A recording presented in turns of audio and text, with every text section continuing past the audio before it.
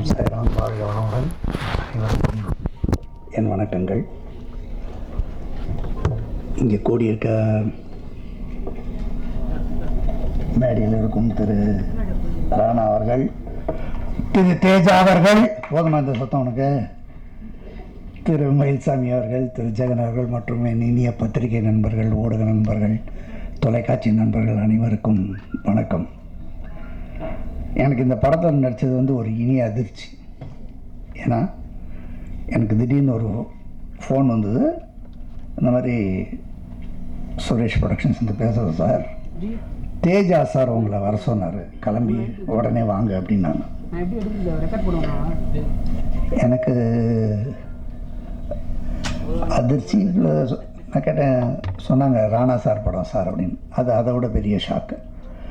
தேஜா சாரோட தெலுங்கு படமான வெய்ய அபத்தாலு நான் நடிச்சிருக்கேன்.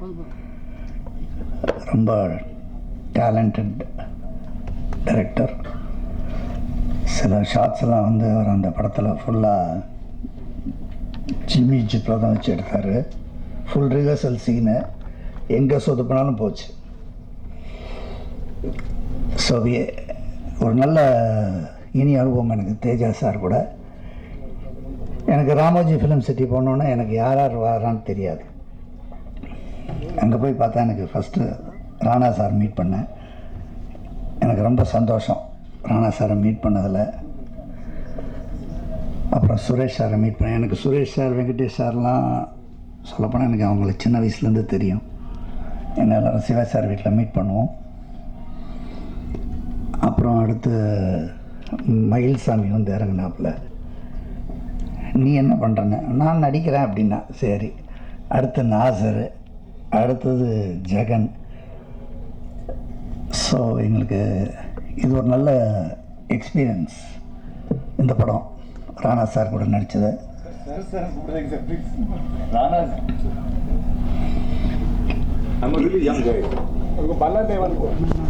இல்லை, but I call every one with respect only.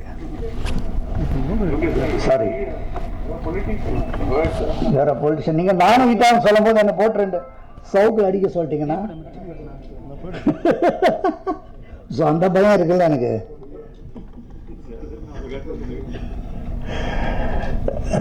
Rana sir சரி, ராணா அவர்கள் நடிகர் மட்டும் இல்லை, அவருக்கு நிறைய விஷயங்கள் தெரியும். அவர் ஒரு விஎஃப்எக்ஸ் சூப்பர்வைசர்னு எனக்கு அன்றைக்கி தான் தெரியும். அனிமேஷன் கற்றுருக்காரு. வெரி டேலண்டட் எக்மேன். அவர் படம்லாம் தொடர்ந்து நல்ல சக்ஸஸாக வரணும்னு வேண்டிக்கிறேன். அதே மாதிரி மக்களுக்கு மட்டும் ஒரே ஒரு வேண்டுகோள், படங்கள்லாம் போய் தியேட்டரில் பாருங்கள், தயவு செஞ்சு டிவிடியில் பார்க்காதீங்க. ஏன்னா நான் எந்த படமும் டிவிடியில் பார்க்குறது கிடையாது.